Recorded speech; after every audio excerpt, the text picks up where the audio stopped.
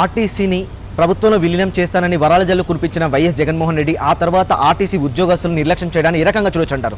ఒకటి, జగన్మోహన్ రెడ్డి గారు ఎంతో అద్భుతంగా మాట్లాడతారు. ఆ రోజు ఆయన మాటలు నమ్మి ఏంట్రా ఇంత తీయగా మాట్లాడుతూ ఉన్నాడు, అద్భుతంగా మాట్లాడుతున్నాడే జగన్ అని చెప్పి ఆ రోజు ఆర్టీసీ ఉద్యోగులంతా ఆలోచించారు. ఏంటో ప్రభుత్వంలో విలీనం అంటా ఉన్నాడు, మనకేమన్నా ఇస్తాడేమో, సహాయం చేస్తాడేమో అని ఆ రోజు అందరూ ఆర్టీసీ ఉద్యోగులు జగన్ కోట్టేశారు. జగన్ కోట్టేస్తే ఏం జరిగింది తెలుసా? ఈ జగన్ నిజస్వరూపం తెలిసిందే కదా. ముందొక మాట వెనకాల ఒక మాట మాట్లాడతాడు. అవసరం ఉండే వరకు ఒకటి, అవసరం తీరిపోయిన తర్వాత ఒక విధంగా మాట్లాడతాడు. ఆ విధంగా విలీనం చేసిన తర్వాత వాళ్ళ ఇంట్లో పిల్లలకు పథకాలు రాకుండా చేశారు. అదేవిధంగా వైద్య సేవలకు వాళ్ళకి కావాల్సిన బెనిఫిట్స్ ఇవ్వలేదు.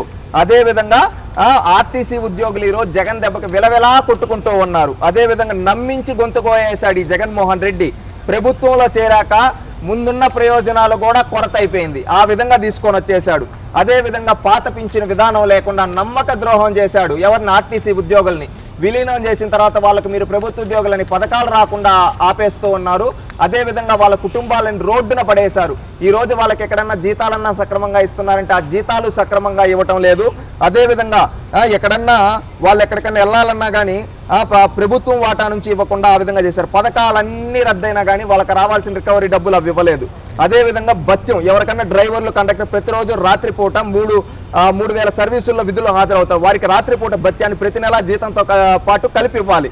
ప్రభుత్వంలో విలీనమయ్యాక దీన్ని ఆపేశారు. అంటే అర్థం చేసుకోండి, ఇప్పుడు కొంతమంది డ్రైవర్లకి రాత్రిపూట నైట్ డ్యూటీ చేసినప్పుడు వాళ్ళకి జీతంతో పాటు ఎక్స్ట్రా అమౌంట్ ఇస్తారు. అది గతంలో ఇచ్చేవాళ్ళు. ఈయన ప్రభుత్వంలో విలీనం చేసిన తర్వాత ఏం చేశాడు తెలుసా? ఈయన ఇప్పుడు జీతాలు ఇవ్వడానికి అప్పులు చేయాలి కదా, అందుకని వాళ్ళకి రావాల్సిన బెనిఫిట్స్ ఆపేశాడు.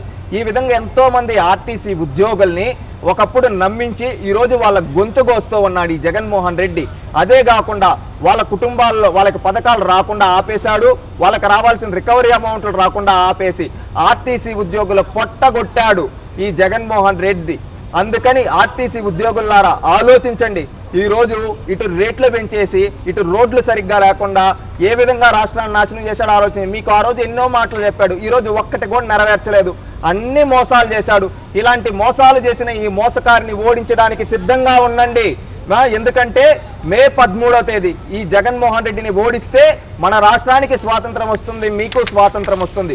ఈ రోజు ఈ జగన్మోహన్ రెడ్డి గారి పాలనలో రోడ్లు సరిగ్గా లేక మీరు బస్సుల్లో పోయినప్పుడు ఆ గుంతల రోడ్లు నడిచి మీ ఒళ్ళు ఏ విధంగా అవుతా ఉందో ఒక్కసారి అర్థం చేసుకోండి. అందుకని మనకు మంచి రోడ్లు వేయాలన్నా, అదేవిధంగా ఆర్టీసీని సక్రమ మార్గంలో నడిపించాలన్నా అది చంద్రబాబు గారికి మాత్రమే సాధ్యం.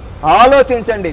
రాష్ట్ర భవిష్యత్తు కోసం చంద్రబాబు గారికి ఓటేయండి. కులం చూడొద్దండి, మతం చూడొద్దండి, ప్రాంతం చూడొద్దండి. రాష్ట్ర భవిష్యత్తు ముఖ్యం. ఆ రాష్ట్ర భవిష్యత్తు కోసం, ఆ రాష్ట్ర భవిష్యత్తును కాపాడడానికి మన ముందుకు వస్తున్న కూటమికి ఓటేసి చంద్రబాబు నాయుడు గారిని ముఖ్యమంత్రిని చేసి రాష్ట్రాన్ని కాపాడుకుందాం. ఆలోచించండి ఆర్టీసీ ఉద్యోగులారా.